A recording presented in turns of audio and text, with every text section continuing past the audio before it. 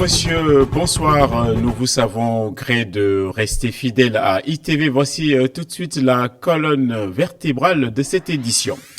À Ouakam, au pied des mamelles, la question de la terre n'est pas un sujet élémentaire vu le prix au mètre carré dans la zone. Les convoitises et les spéculations se sont sédimentées au point de déchirer assez violemment les communautés qui ont fait souche là-bas et qui ne s'entendent plus que sur leur division.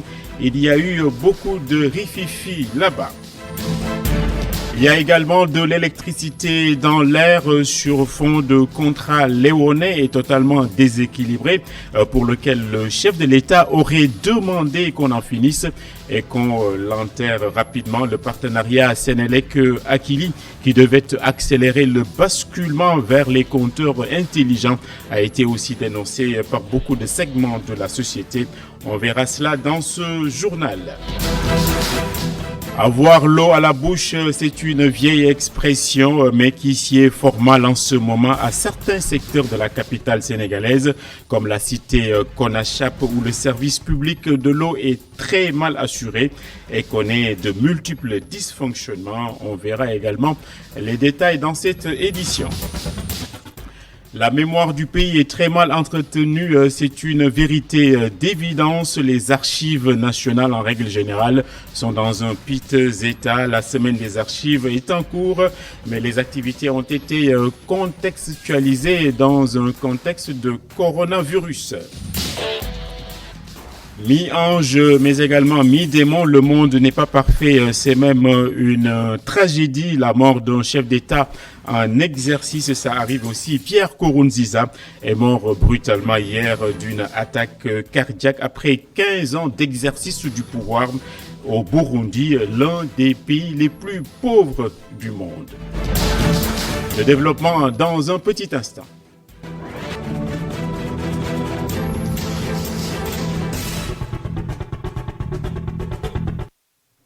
Et dans ce contexte de dépeçage des mamelles, on peut l'appeler comme ça, l'ambiance est parfaitement et très tendue dans ce secteur de la capitale où on assiste à des ratios de litiges fonciers absolument impressionnants. Nous sommes allés voir in situ ce qui se passe et il y a beaucoup de bisbilles ainsi que nous le rapporte Moustapha Gabar Diop dans le reportage qu'il nous propose.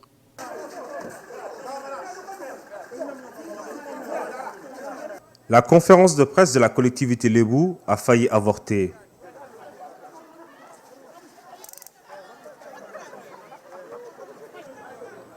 Mais malgré cette empoignade, c'est unanimement que les dignitaires de Ouakam ont salué l'arrêté régularisant des lotissements illégaux de la commune. Nous avions déjà déposé une demande d'autorisation pour le lotissement de ces terres et cela a été fait en 2016. Et la Chambre administrative de la Cour suprême avait demandé à l'État de nous accompagner. Après cela, on nous a encore demandé de régulariser ces terres et nous avons encore suivi la procédure et les services techniques ont validé notre requête. Et le ministre de l'Urbanisme même a sorti un arrêté pour régulariser à son tour nos lotissements.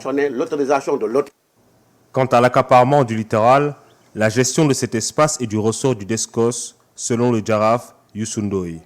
Pour ce qui est de la zone du phare, cela relève de l'autorité de l'État et non de Ouakam.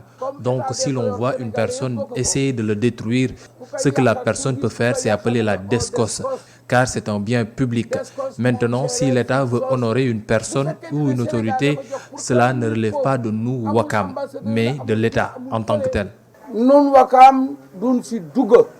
Le contentieux opposant deux parties de la communauté Lébou de Ouakam avait été tranché le mois dernier par le ministre de l'Urbanisme, Abdoukarim Fofana. Il avait alors approuvé le titre foncier 1751 NGA, une autorisation de lotir concernant à 80% des parcelles sur lesquelles des maisons ont déjà été construites. Beaucoup de tensions également pour ce dossier concernant Senelec et la start-up Akili, dont les compteurs pourraient être remis à zéro après les instructions qu'aurait données et formulées Monsieur le Président de la République. Aujourd'hui, le Sutelec syndicat maison a réagi sur ce sujet absolument brûlant. On va entendre le commentaire et le compte-rendu de Gora Ndaklo à ce sujet. En visite à Touba, le secrétaire général du syndicat unique des travailleurs de l'électricité approuve la décision du chef de l'État qui entend revoir le contrat entre la Société nationale de l'électricité et Akili. Habib Aïdara demande un audit approfondi. Le contrat avec Excelec est pire que le contrat avec Akili. Et aujourd'hui, il va falloir que l'impunité commence à arrêter au niveau de ce pays. Donc nous sommes en train de regarder le contrat de Excelec, le contrat de EDF-IN, le contrat de BLF, le contrat des assurances pour dire que tous ces contrats-là ont été contractés de manière frauduleuse et injuste à l'encontre des intérêts des travailleurs de Senelec, à l'encontre des populations aussi qui vont ressentir ces effets sur le prix du à travers le prix du kilowattheure. Il faut qu'on aille beaucoup plus loin. Nous demandons un audit de Senelec. Il y a eu beaucoup de contrats qui ont été signés à la Senelec. Nous pensons que ce n'est pas dans l'intérêt de Senelec, ce n'est pas dans l'intérêt des travailleurs de Senelec, ce n'est pas dans l'intérêt des populations, ce n'est pas même dans l'intérêt de ce pays. Vous savez que Senelec supporte le développement du Sénégal, donc nous devons tous préserver cet outil qui est fondamental pour le développement de ce pays. Le secrétaire général du Sutelec Sénégal profite de l'occasion pour dénoncer le saccage de l'agence de la Senelec à Guédé. Il y a eu des populations qui ont vandalisé notre agence au niveau de Darou Khoudoss. Malheureusement, c'était des raisons qui sont indépendantes de Senelec, liées à des mesures qui ont été prises au niveau de la Covid. En tournée de sensibilisation dans la cité sainte de Touba, le secrétaire général du syndicat des travailleurs de l'électricité invite l'État du Sénégal à booster davantage les moyens matériels et financiers de la Senelec. Et le syndicat Satel a aussi apporté sa grille de lecture. Il commente l'intervention étatique, mais également se refuse à accabler et qui que ce soit. On va écouter le secrétaire général du Satel interrogé au téléphone par nos reporters. C'est une affaire éminemment technique sur laquelle je me suis largement épanché. J'ai donné mon opinion technique sur la question. Je considère que ce qui a été fait jusqu'ici, c'est dans l'intérêt exclusif de Senelec. Ceux qui l'ont fait précédemment l'ont fait dans l'intérêt exclusif de Senelec. Et jusqu'ici, je pense que personne jusqu'à aujourd'hui ne discute de la pertinence de ce qui a été fait. Donc, pour moi, il ne s'agit pas de justice ou d'injustice. Il s'agit d'une question sur laquelle peut-être les gens peuvent avoir des opinions divergentes, mais il faut retenir que l'essentiel, la pertinence du choix qui a été fait et l'offre de services dont Senelec va disposer à partir de cette collaboration est pour moi quelque chose qui est dans l'intérêt du Sénégal et dans l'intérêt des Sénégalais. Je considère que ce qui va se faire demain sera dans l'intérêt du Sénégal. Donc, je n'ai pas de commentaire sur la cassure ou le maintien de ce contrat. Et dans la vie des cités également, on jette le bébé avec l'eau du bain. C'est à Konachap, une cité qui est en train de rencontrer de moult problèmes d'approvisionnement en eau potable. On va suivre le reportage réalisé une sutu par Boubacar Dia. La cité Konachap a constamment soif. Ici, le manque d'eau est presque devenu la norme. Chez les Diagne, de même que dans les autres maisons de cette cité, l'eau coule à peine. Pour avoir une réserve pour la journée, il faut veiller et surveiller le robinet. Bon, le manque d'eau existe ici depuis des années.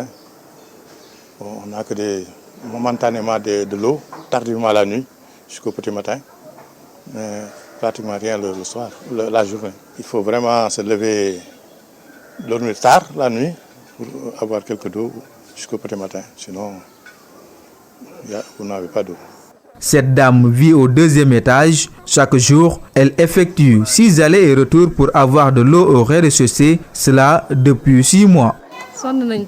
Nous sommes très fatigués, c'est très dur le manque d'eau. Nous sommes obligés de venir au rez-de-chaussée pour trouver de l'eau. C'est pénible parce que tous les jours je fais 6 à 7 allers-retours et je loge au 2e étage. Je vis cette situation depuis plus de 6 mois. La chaleur qui pointe le bout du nez et la Covid-19 rendent encore plus corsée l'addition déjà salée que ces populations payent en ce moment. Tout ceci s'annonce très difficile pour nous car il a déjà commencé à faire assez chaud et en plus de ça, le coronavirus était déjà présent. Donc nous avons besoin d'eau tout le temps, aussi bien pour nous laver les mains que pour prendre nos douches.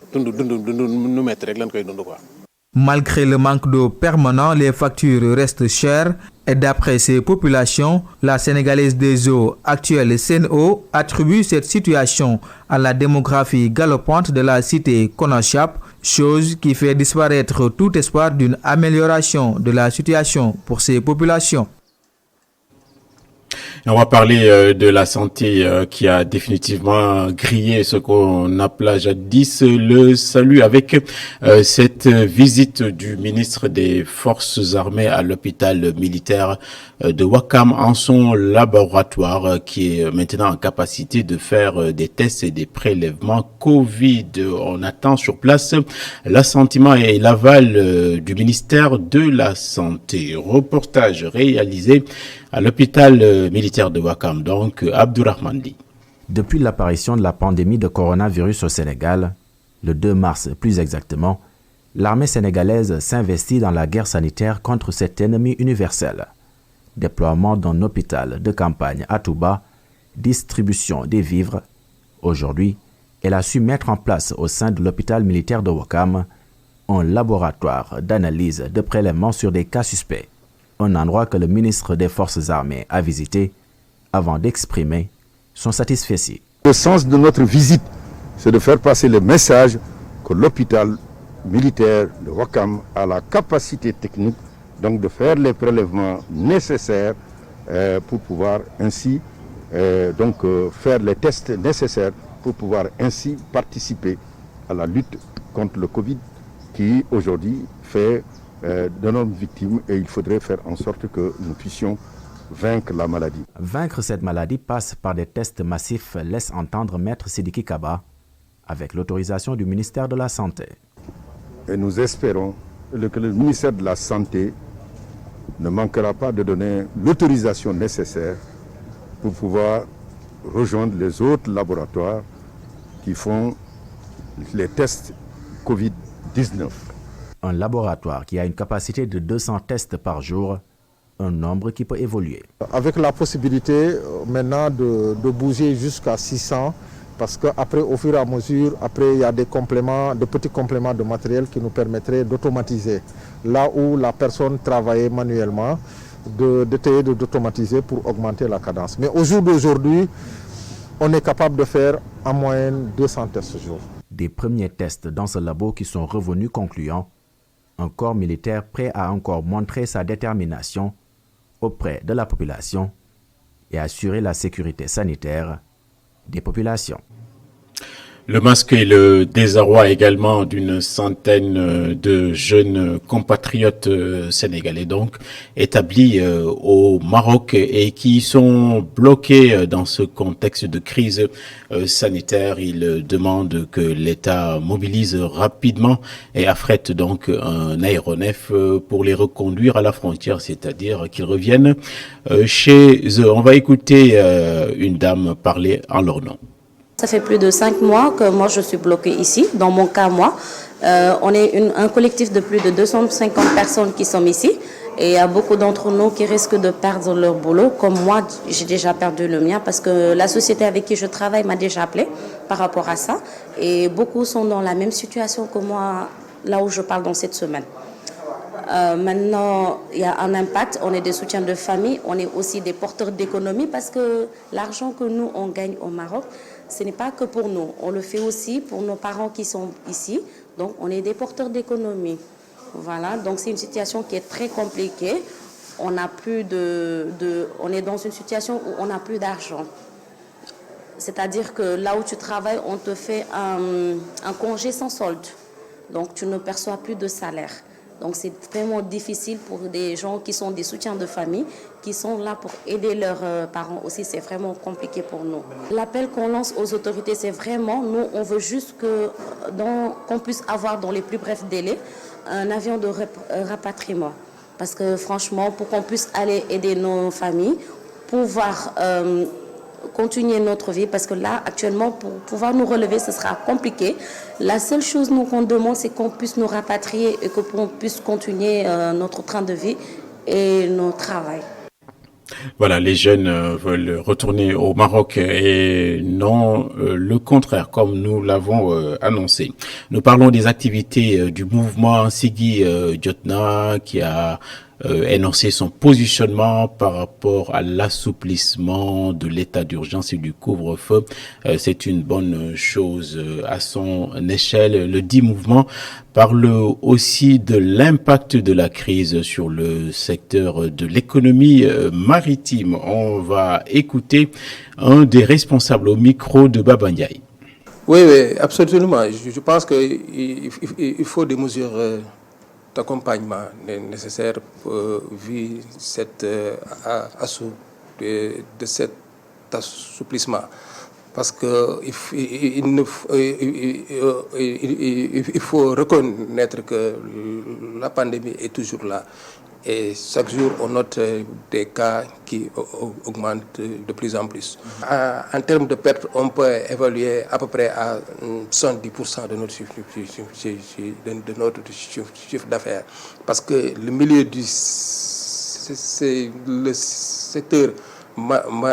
maritime, c'est un secteur qui travaille à feu continu. Donc si avec le couvre-feu, il y avait des restrictions pour se déplacer la nuit, même si on nous avait autorisé de travailler la nuit, mais on ne peut pas aussi faire déplacer des manœuvres la nuit parce qu'il n'y avait pas de restaurant qui ouvrait, il n'y avait pas de transport. Donc nous n'avons pas la possibilité de faire travailler tout le personnel. La raison pour laquelle il y a eu des pertes sur notre chiffre d'affaires qu'on peut évaluer jusqu'à 70%. Et lorsque le passé n'éclaire plus le présent, l'esprit humain sombre dans les ténèbres. C'est Tocqueville, et c'est d'autant plus vrai dans ce contexte de célébration de la semaine internationale dédiée aux archivages au Sénégal.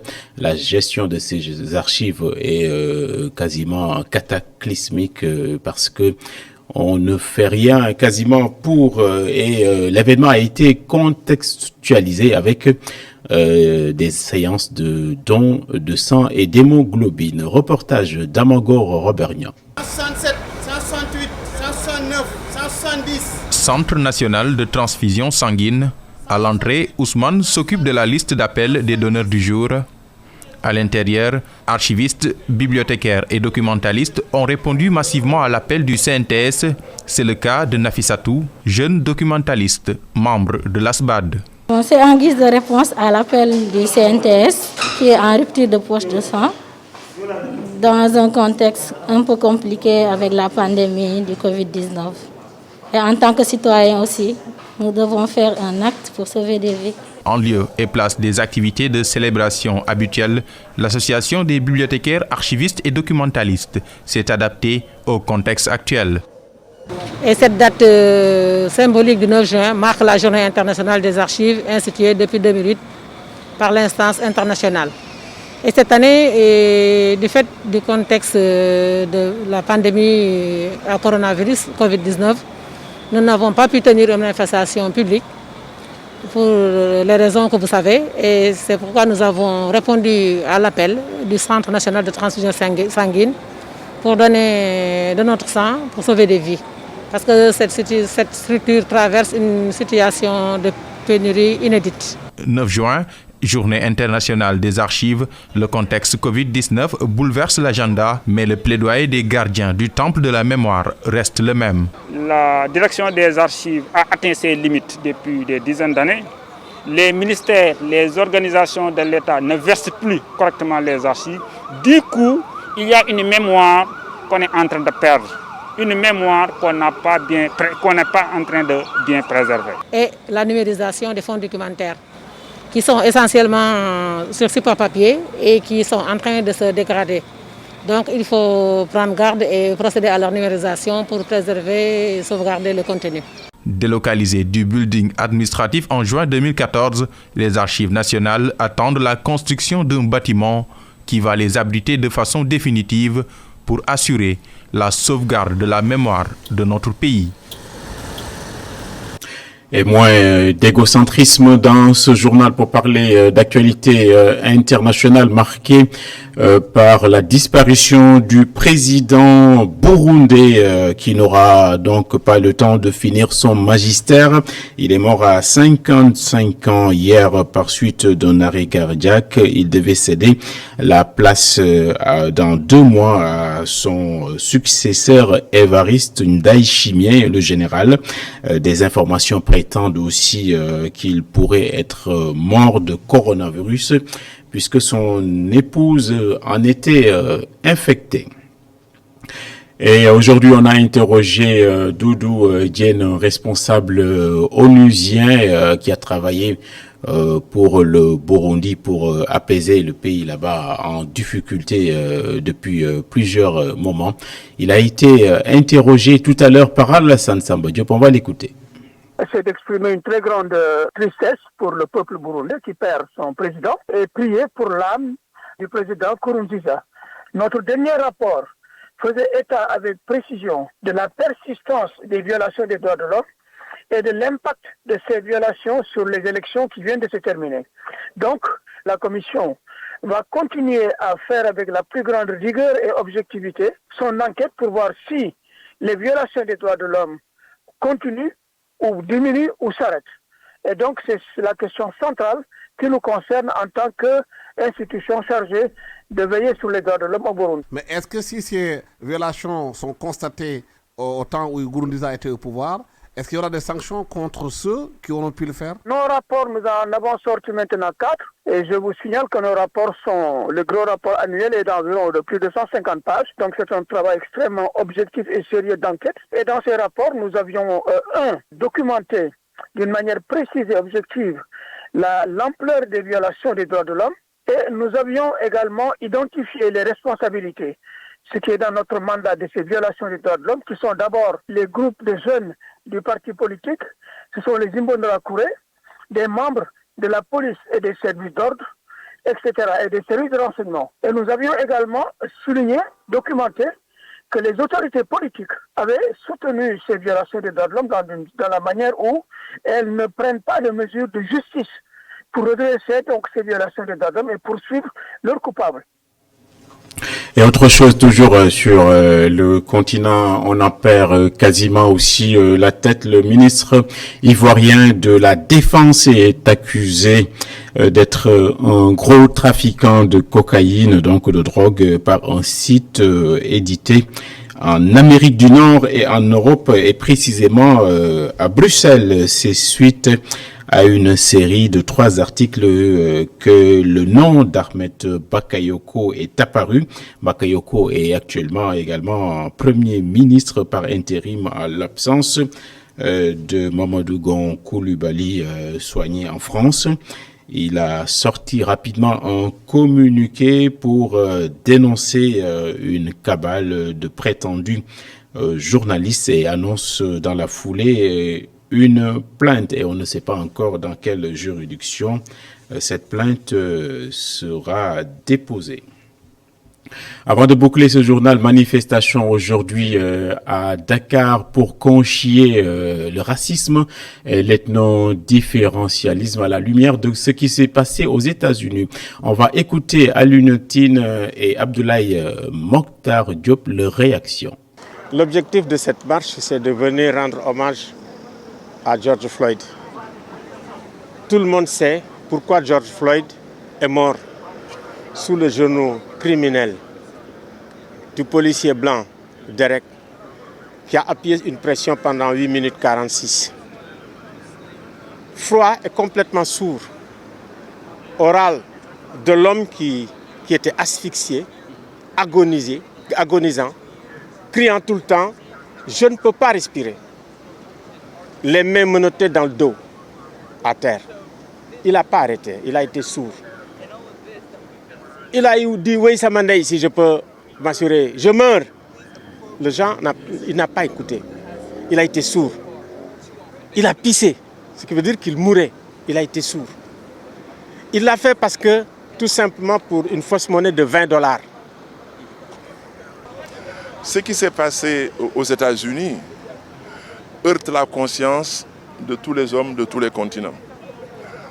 Si Alioune Tine, dans cette circonstance précise, nous offre une tribune pour parler, comme disent les latinistes, urbi et orbi, parler à la ville et au monde, nous en profitons pour lancer un message de solidarité, un message de fraternité, mais également participer à tout ce qui, dans un élan à saluer, tire la sonnette d'alarme. Si ce qui s'est passé aux États-Unis et ses conséquences depuis quelques semaines doit être le début d'un nouvel ordre mondial des valeurs fondé sur l'humanité, fondé sur la solidarité, fondé sur la liberté, alors en ce moment nous pouvons dire que le monde entre de plein pied véritablement dans le 21e siècle. Mais ce n'est pas sûr. Pourquoi ce n'est pas sûr? Parce que ce qui s'est passé aux États-Unis n'est pas accidentel, n'est pas isolé. Plus qu'un accident, c'est quasiment la répétition d'un système qui trouve les moyens d'éliminer une catégorie de ses citoyens. Voilà, donc les gens se sont agenouillés aujourd'hui à Dakar, bloc des Madeleines sur la Corniche. Ce journal est terminé.